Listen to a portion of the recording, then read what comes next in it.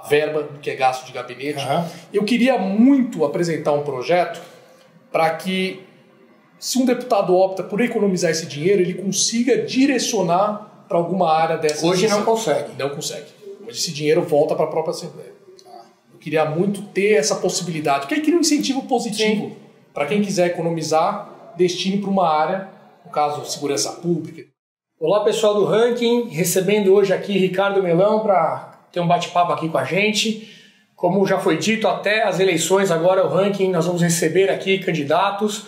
Nesse caso, um candidato a deputado estadual aqui por São Paulo, que é o Ricardo, para bater esse papo com a gente, mostrar as ideias dele e para a gente conhecer melhor mais uma opção aí de voto para as próximas eleições. Ricardo, obrigado por ter vindo. Eu que agradeço, Renato. Sou fã do site, acompanho o trabalho de vocês há muito tempo, desde o começo quase.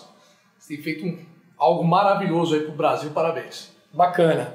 Acho que para começar, você poderia se apresentar um pouco, contar da tua trajetória, o que você já fez, enfim, quem que é o Ricardo Melão, qual que é a tua ideia daqui para frente, por que entrar na política, dá um resumo aí pra gente. Bom, como você já disse, meu nome, Ricardo Melão, tenho 32 anos, vou fazer 33 agora em agosto.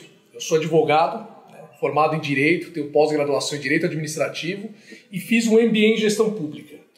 Então, na minha formação acadêmica, eu sempre procurei, de alguma forma, direcionar para entender melhor como funciona a política, como funciona a administração pública, como funciona o Estado. Eu diria que o desejo de ser político é uma coisa que vem em mim desde muito cedo, mas eu sempre entendi que política, primeiro, é uma carreira, não é uma profissão. É uma carreira, é um papel que você exerce em prol do seu país, em prol do seu Estado, em prol da sua cidade. Mas eu sempre achei que você tinha que estar devidamente preparado.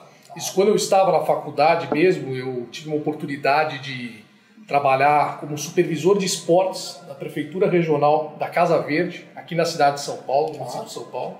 Comecei isso novo, com 20 anos de idade.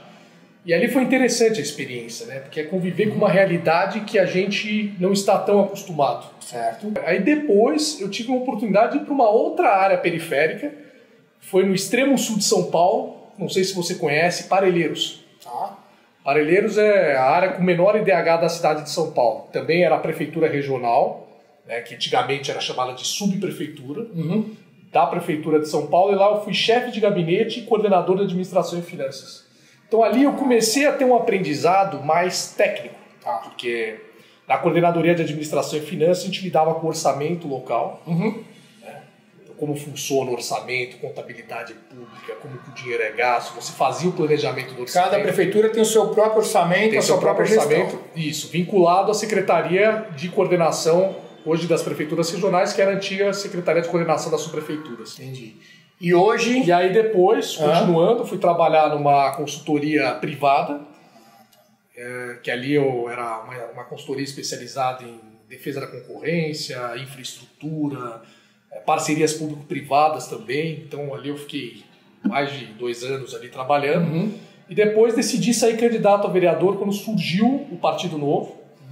E aí isso em 2016, fui para lá, participei do processo seletivo, passei, adorei a iniciativa. Do que eu já conhecia de política, o que eu procurava estudar, o Novo ele era o único partido talvez que eu considerasse de fato um partido, de fato uma instituição. Porque, Renato, eu penso muito em questão de política. Você tem que ter filtros, né, de seleção dos seus políticos. Infelizmente, hoje, a sociedade não exerce direito a esse filtro. As pessoas estão pouco interessadas, as pessoas não pesquisam muito quais são os candidatos, principalmente para cargos legislativos. As pessoas acabam não se informando direito e muitas vezes quando votam, grande maioria aí, tem pesquisas que falam até em mais de 80%, não se lembra quem votar. O número que a gente tem também é 80% para deputado e senador, então, a parte do legislativo, essa lembrança é ainda pior, né? Para os cargos do executivo, presidente, governador, o pessoal até lembra mais, e é a discussão que tem na rua. Agora, legislativo, não lembra, que tem uma importância fundamental, né, para tudo isso que a gente está falando. Enorme, porque eles têm muita influência. Hoje um prefeito, um governador, um presidente da República, todos nós sabemos que eles dependem do legislativo para aprovar os seus projetos e para conseguir governar, aquilo que eles chamam de governabilidade. Exato. E você depende, se você coloca essas pessoas que você mal se lembra quem são, em quem você escolheu, elas vão estar lá soltas para seguir os seus próprios interesses, que muitas vezes, ou melhor, na maioria das vezes, acabam sendo escusos. E as grandes mudanças do Brasil, né, elas dependem muito mais até do Congresso do que propriamente dito do presidente que foi eleito. Porque sem o Congresso ele não consegue fazer nada. E depende. As reformas, tudo isso que precisa ser feito depende do Congresso. E olha, Renato, barro mesmo. Né? Barro mesmo. Infelizmente é o nosso sistema. Então tem que prestar muita atenção em quem você está escolhendo para o Legislativo. E o Novo ele tem esse apelo, uma vez que ele faz processo seletivo para selecionar os seus candidatos, uma vez que ele exige que não só os candidatos, mas os seus filiados sejam ficha limpas. A pessoa passa ali por prova, a pessoa passa por entrevista, a pessoa passa por outros testes, né? Apresentação, divulgação do partido, depois faz até uma prova, é fornecida uma aula ali, mais teórica, para a pessoa saber o que ela vai fazer, né? Como ela vai exercer a sua função, e aí sim ela está aprovada para ser candidata. Então o partido já faz esse filtro, e lógico, dentro das ideias que o partido defende. Só para complementar, então, finalizando, depois da candidatura eu tive uma experiência na Secretaria de Gestão Municipal. Ainda teve essa passagem. Teve essa última passagem agora de 1 ano e 3 meses, 1 ano e 4 meses, acho que foi 1 ano e 4 meses. E que eu tive um trabalho muito bacana lá de desburocratização normativa, onde a gente revogou mais de 4.000 portarias internas da prefeitura. Isso é importante também, porque às vezes, até no ranking dos políticos, a gente tem esse questionamento, né? Quantas leis tal político aprovou, quantos projetos ele apresentou?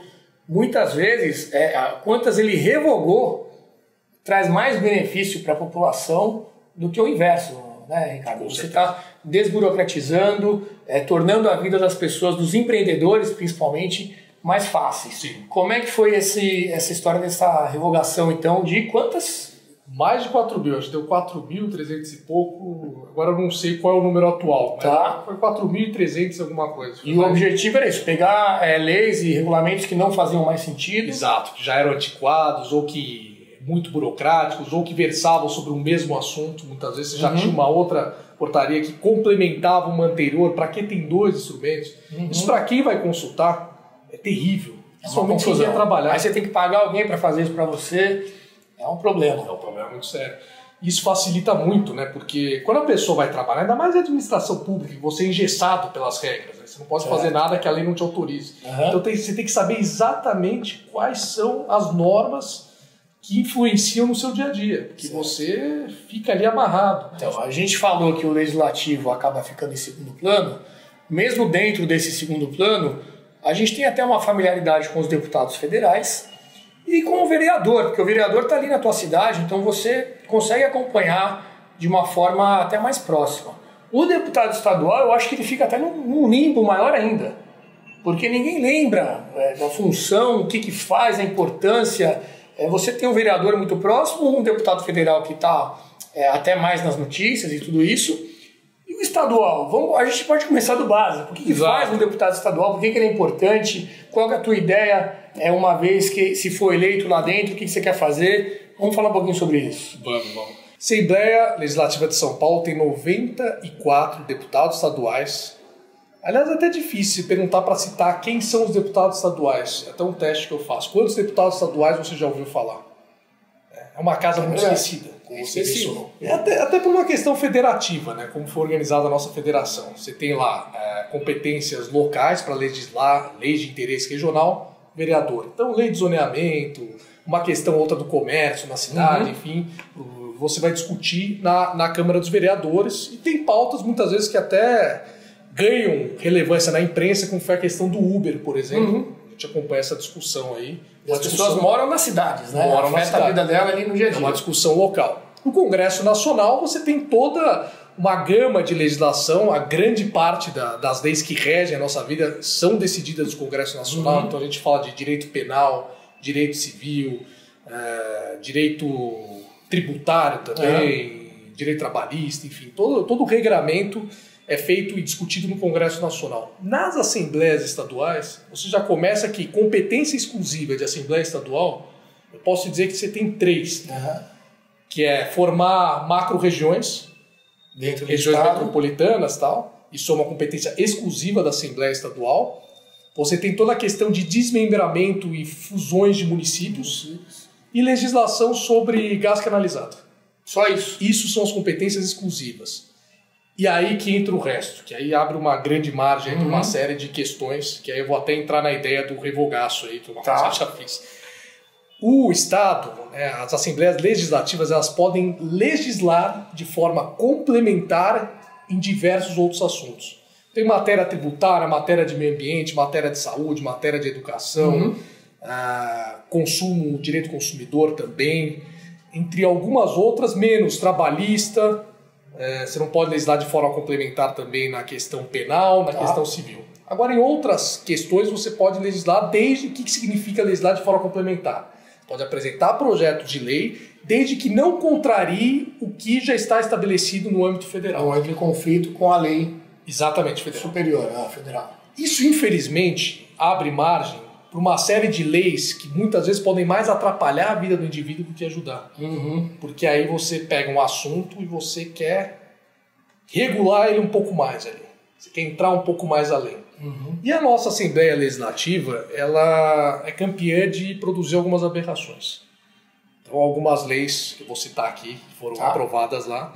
Isso São Paulo, então. São Paulo. Estou falando só do estado de São Paulo. Lei da segunda sem carne. Você já ouviu falar dessa lei?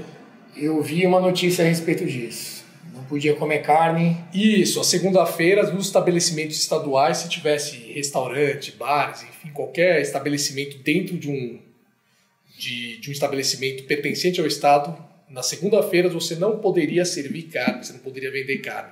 Uma forma de conscientizar as pessoas. Olha aí, que coisa relevante, né? Você vê. Isso foi aprovado, foi votado, enfim. Você tem também uma outra lei, que foi, acho que é desse ano, inclusive, que é redução de pena para quem lesse a Bíblia. Olha, especificamente a Bíblia. A Bíblia. Estava definido ali a Bíblia, principalmente a Bíblia. Eu não lembro se abria margem para alguma outra, mas eu sei que era principalmente a Bíblia, que foi até, acho que, alguém da bancada evangélica. Eu sou super católico. Gosto, aprecio a leitura da Bíblia. Não é nem essa discussão. Vou na igreja todo domingo, mas não faz sentido você criar uma lei justamente dessa forma, isso não é laico. Você tem dia do pet. Tem dia de tudo, né? Isso é o que mais tem. Eu diria que 80% dos projetos lá é nome de rua, datas comemorativas. E tem uma série de outras questões. Você tem também uma lei do... Não sei nem como chamar, mas é uma lei que obrigava todos os pet shops a terem câmeras, porque havia muitas acusações de maus tratos animais nos pet shops, então eles obrigavam que todos os pet shops essa lei, tivessem uma câmera. Se não me engano, até ela foi para o Congresso Nacional também. Chegou aí para o Congresso Nacional. Nós temos uma gravação que fazemos do ranking toda semana com as pautas do Congresso. Então, a gente pega o que vai ser discutido em Brasília e faz um vídeo comentando as leis e dando a nossa opinião. E, se não me engano, houve um projeto que era exatamente esse, para que fosse obrigatório todos os pet shops no federal. Olha. Então, falando em lei inútil, quem acompanha a nossa página vê que semanalmente, agora nós estamos no período de recesso, então não está tendo esse vídeo, mas a cada semana a gente faz um vídeo comentando esses projetos e é cada coisa inacreditável. E você tem, dentro de uma casa legislativa, as comissões permanentes, então só para... explicar melhor como funciona. Então, para cada assunto, quando você chega lá, você vai participar de alguma comissão. Tem comissão de administração pública, comissão de educação, comissão de infraestrutura. Essas são as comissões permanentes. Comissões provisórias, geralmente, é quando você vai abrir uma CPI para investigar alguma coisa específica no âmbito estadual, enfim, você também tem. Mas das comissões permanentes, para você ter uma ideia, você tem... Vou dar um exemplo da comissão de educação para pegar uma comissão importante, de relevância. Até junho, sabe quantas vezes ela se reuniu? Até junho, metade do ano. Ou final já do mandato, da legislatura. Exato. Uma vez. 40 itens da pauta para serem apreciados, discutidos. Porque todo projeto de lei de uma área, ele passa... todo projeto de lei, ele passa pela sua área. Então, se é uma matéria relacionada à educação, vai passar pela comissão. Antes de chegar em plenário para ser votado, ele vai passar pela comissão. Então, não se eles se reuniram uma vez. Comissão de infraestrutura aí, tem mais não sei quantos itens também na pauta para serem discutidos. E agora vamos para o outro ponto, né? Isso numa casa que custa R$1 bilhão e 100 mil por ano. Cerca disso. R$1 bilhão e 100 mil por ano. Uma casa onde cada deputado custa por mês cerca de R$185 mil. 21 assessores, carro oficial, tem lá auxílio moradia também para quem de fora, né, de outra cidade, fica aqui, mora aqui, enfim. São uma série de questões que a gente discute se vale a pena gastar tudo isso ou ter essa quantidade de deputados, 94, para discutir esse tipo de assunto. Entendi. Fora que acaba sendo uma casa muito dominada pela pauta do executivo. O executivo em São Paulo, talvez seja um dos motivos que a gente ouve falar muito pouco da nossa Assembleia, é porque o nosso executivo hoje, o nosso governo estadual, ele tem um domínio muito grande sobre... o legislativo acaba sendo só um carimbador desses projetos do executivo, né? Ele não exerce o papel que ele deveria. Exato. Então, você não vê lá investigação, então você tem fiscalização, nada, são sempre enterradas.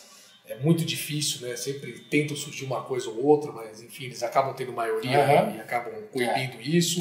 E muitos projetos de lei que acabam pautando a casa são de iniciativa do executivo.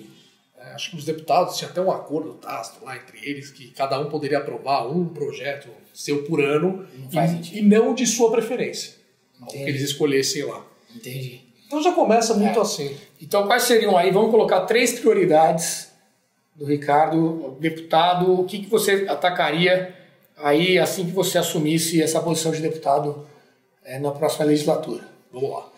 Primeiro compromisso, eu acho que é dar o exemplo, né? Já que a gente conta sobre tudo isso, né? Se nós vamos batalhar para diminuir isso, né? Para fazer com que o dinheiro do cidadão, né? O dinheiro que sai do bolso do cidadão, que ele trabalha para pagar ali centenas de dias... Dinheiro público, né? Dinheiro público, dinheiro do pagador de impostos, como a gente fala. Respeitar ele para que ele seja direcionado para áreas mais importantes. Quando eu falo isso, eu falo em saúde, educação e segurança. O Estado tem que ser focado nisso. Então a gente tem que eliminar desperdícios em áreas necessárias. Então a primeira coisa que eu faço, né, é assumir, abrir mão de privilégios, de mordomias. Então, no novo, todos os candidatos têm esse compromisso, vai abrir mão de carro oficial, vai reduzir pelo menos 50% a verba do que é gasto de gabinete. Eu queria muito apresentar um projeto para que, se um deputado opta por economizar esse dinheiro, ele consiga direcionar para alguma área dessa. Hoje não consegue. Não consegue. Hoje esse dinheiro volta para a própria Assembleia. Eu queria muito ter essa possibilidade, porque aí cria um incentivo positivo para quem quiser economizar, destine para uma área, no caso, segurança pública, educação, saúde, uma área realmente essencial. Então, essa era a primeira coisa que eu faria para dar esse exemplo. Perfeito. Segunda coisa, eu gostaria muito, mas muito mesmo, de criar ali uma comissão para investigar, ou levantar, eu diria, uma palavra um pouco mais não tão pesada, questão de privilégios, principalmente em empresas estatais, né, no próprio governo que existem, levantar também questão de mordomias desnecessárias, levantar leis inúteis, leis antiquadas, fazer um grande revogaço nesse sentido. Né?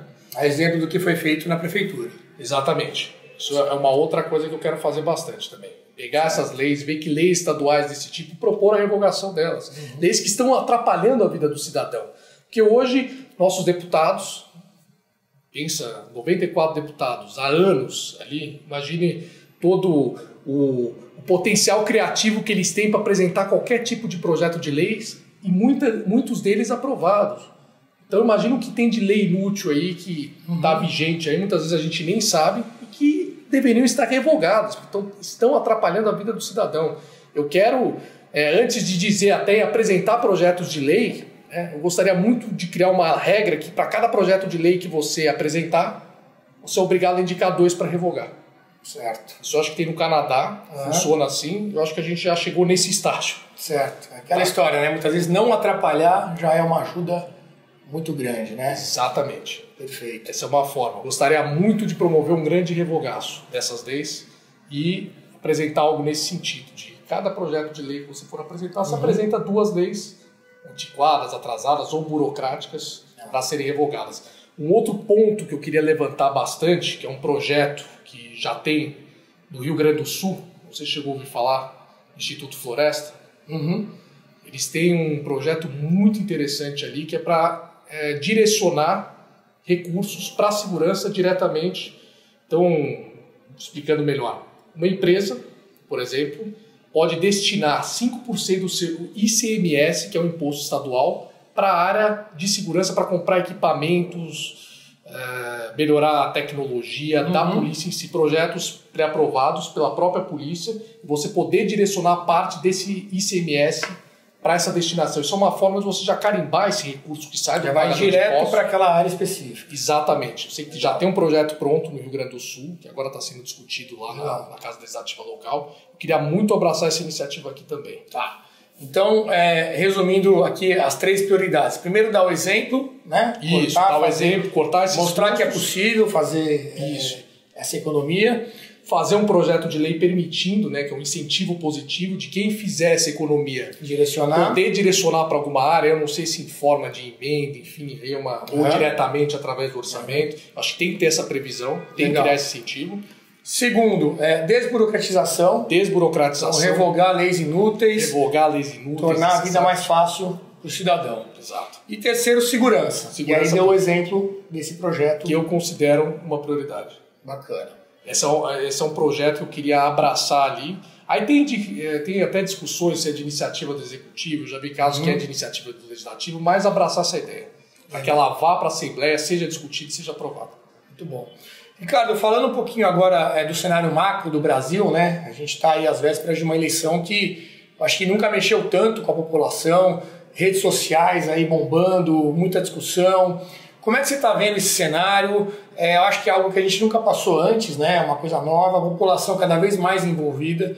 A gente vê pelo ranking os acessos, os comentários. O que você acha desse momento do Brasil? É um momento que pode definir o que a gente vai ser lá na frente. Queria ouvir a sua opinião sobre isso. Olha, eu acho um momento crucial, eu diria até que é um momento histórico. A gente está diante de uma sociedade que já está por aqui com a forma como se faz política hoje em dia. Só que o problema é que as pessoas não enxergam alternativas novas. Né? E talvez nessas eleições nós não vejo em nenhum outro momento tantas opções boas que vão surgir, principalmente no Legislativo. Eu falo por amigos, o próprio Partido Novo, a bancada que nós estamos lançando de candidatos a deputados federais, estaduais, em diversos estados aí no país. Então é um momento histórico onde as pessoas vão ter opções e é importante que votem, é importante que vão atrás, conheçam essas opções e principalmente prestar atenção no Legislativo, porque olha gente, você pode eleger quem você quiser para o Executivo, você pode acreditar em Salvador da Pátria, tudo agora, ninguém faz nada assim no Legislativo. Se você não eleger um Legislativo sério, competente, comprometido com o país, vai acontecer o que sempre aconteceu, o que nós vemos aí todos os anos. Primeiro, essa questão da governabilidade, onde a pessoa já loteia o governo, muitas vezes coloca lá pessoas que nem sempre são alinhadas com o que você acredita. Claro. Não, isso, Renato... E não entendem do assunto, né? Não entendem do assunto. Isso eu estou partindo do pressuposto, se você for eleger um candidato ao executivo honesto, correto, comprometido. Muitas vezes, infelizmente, existe muito essa crença no Brasil, né? É só botar alguém sério lá que ele vai lá e dá um jeito. E né? Então, assim, melhorar o legislativo é uma coisa de longo prazo. Né? Você vai ser 1 em 94. Exato. Os deputados federais são 513. 513. Então demora. Às vezes a impressão que a gente tem é colocar uma pessoa, um presidente bom, esse cara vai resolver sozinho. Não vai. Então você tem que ir melhorando a qualidade dessa massa, desse congresso, pouco a pouco, e a gente tem uma oportunidade agora se aproximando. Eu diria isso, prestar atenção nisso, né? A gente costuma prestar geralmente nos últimos dias atenção no candidato do executivo, então é o governador, o presidente. E depois você vai pegar alguma indicação de alguém que você ouviu falar, que alguém recomendou, tal, de um candidato para o legislativo. Isso é péssimo. Ou votar na legenda também. Ou vota na legenda também, e pronto. Principalmente nos partidos mais tradicionais, aí você acaba elegendo os caciques, né? Os piores. Os caciques. Você vê o efeito, que é até bom mencionar, o efeito Tiririca. Eu falo que é o grande cavalo de Troia. A pessoa vota, o eleitorado do Tiririca é o eleitorado de protesto. Sim. O recado que ele quer passar é, olha, prefiro lá... Não acredito nisso, exatamente. Exatamente, alguém que debocha mesmo do que você lá. Só que você vota... Quem vem junto? De forma em protesto, e você tinha na mesma coligação que ele pessoas de partidos aí, que não preciso nem mencionar, que estão envolvidos aí, praticamente bingaram aí em todos os casos de corrupção. E você tem levado esses candidatos achando que está protestando. Então você vai lá, votou no Tiririca, deu para ele mais de 1 milhão de votos, você leva ali 3, 4, 5 pessoas, 5 candidatos da velha, o que a gente chama de velha política, das velhas práticas. Então isso não é uma forma de protesto, você está agredindo o seu país. A grande verdade é essa. Então o que eu diria no cenário atual é prestar atenção principalmente dos candidatos ao legislativo. Porque independente de quem se eleger para presidente, para governador, ele vai depender da Casa Legislativa e é ali que vai definir muitas das suas condutas em nome da tal governabilidade. Infelizmente é assim. Muito bom. Maravilha, Ricardo. Quem quiser te acompanhar, ver aí suas postagens, suas entrevistas, como é que faz para te achar? Tem minha página no Facebook, né, que é facebook.com/RicardoMelãoSP. Melão com 2 L's. 2 L's, Não sei se depois vocês vão botar o link aí. A gente coloca. A gente bota o link então. Tem no Instagram também, vocês podem acompanhar ali, Ricardo Melão, tudo junto com 2 L's. Tenho publicado muitos conteúdos lá. Acho que esses são os meios principais. Eu tenho um canal no YouTube também. Bacana. Mas esses são os principais ali, onde eu costumo divulgar minhas ideias. Muito bom. Lembrando que o ranking está aberto para todos os candidatos aí de diferentes visões. A gente quer fazer essa sequência de conversas até as eleições, para deixar o eleitor informado, conhecer as novas opções, além das que estão no ranking também, que é para deputados federais e senadores. E, enfim, fica o nosso canal aberto aí para novas conversas e conhecer todas as opções. Um abraço a todos e continue acompanhando a nossa página.